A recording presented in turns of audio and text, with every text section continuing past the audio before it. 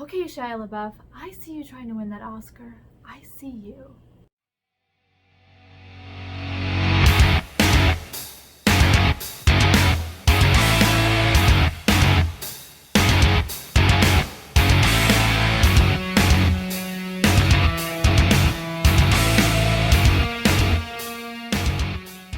I'm not sure what's been going on, but one thing I do know is Shia LaBeouf for the past 10 years has been proving himself to be an amazing character actor. Tax Collector is directed by the same guy that wrote Training Day, that did End of Watch. He is actually from that part of LA that he likes to write about so much. And he actually grew up around the corner from the lead in this movie, who's not Shia LaBeouf. Shia LaBeouf is from the Echo Park area. Works for this guy who calls himself Wizard, and he is the tax collector along with Creeper, played by Shia LaBeouf, who goes around and collects taxes from the different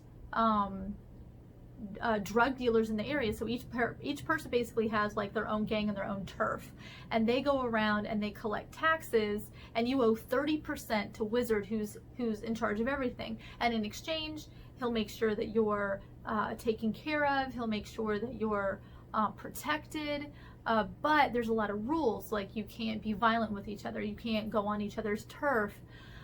There's a lot of that. And so when a rival new drug dealer comes into town, basically says, I'm going to take out Wizard and all of his people, and I want to take over as like the new drug kingpin, that's when it starts to cause a lot of problems for the tax collectors. And it becomes this kind of rival gang situation where they're going against each other, and it keeps getting exponentially worse. And it's basically up to, you know, our two kind of leads, especially the lead, to make things right. Let's just talk about the elephant in the room here. A lot of people have been complaining about this movie, and before even seeing it, we're complaining that Shia LaBeouf looked like he was trying to like brown face or whatever.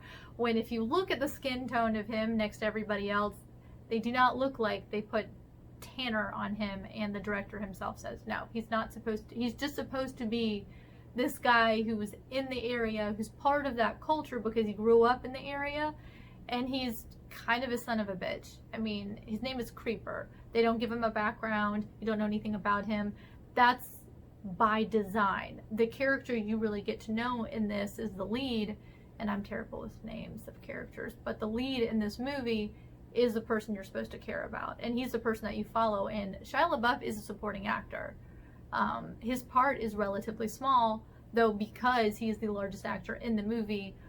It makes sense that the marketing company that was hired to do all the marketing for the movie would then cut the trailer focusing on him. And let me tell you, he was the standout in this movie. He was incredible. I don't often watch movies about drug dealing because it makes me sad, and it's really it's not necessarily a subculture I want to know of, and it definitely isn't something that I think should be glamorized in any way. I think they did a really good job of making this really, really gritty. I mean, and the lead actually spent a lot of time in prison and was released in 2018, and that's when his buddy said, hey, you want to be in this movie? And he's quite good in it, though you can tell he was a little bit green. I can always tell with how people who aren't used to being on camera speak. It's like the camera's in their face, so they think I don't have to talk at all. I can just kind of whisper. I'm like, no, you still have to talk a little bit louder than you would in real life with the person. It's a teensy bit elevated from real life, but it's just not supposed to be over dramatic like on a theater stage. But yeah, I enjoyed this movie, but it definitely towards the middle got to a point where it was really hard to watch. It was really brutal. It was really violent.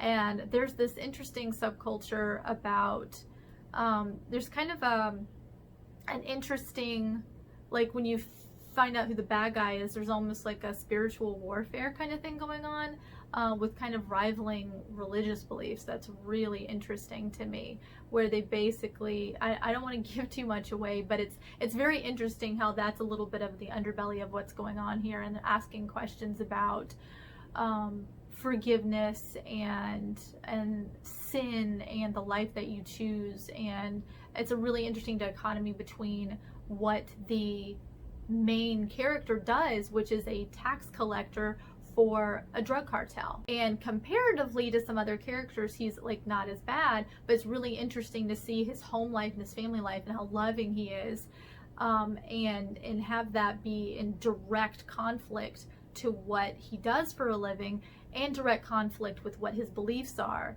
and how he's able to kind of compartmentalize his life to do what he does. So it's really interesting themes in this that I appreciated. Really excellent performances. Brutal, really brutally violent. It's available right now. You can watch it on Amazon Prime and a couple other places for like $5.99. I think it was supposed to be a theatrical release, but it's like a now new like early release that you can watch VOD.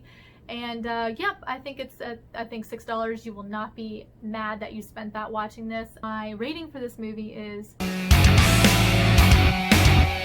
nothing incredibly new here. I mean, definitely if you've seen some of his other work, End of Watch or Training Day, you'll know that this is basically from kind of the perspectives of the criminals rather than the cops. But it's nothing new here. But it is, he definitely has a point of view, and you definitely can watch his movies and know who it is.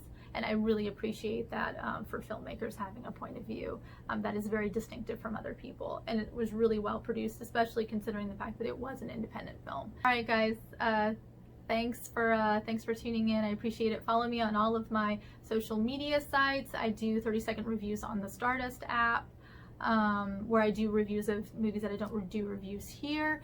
I'll see you next week. Bye.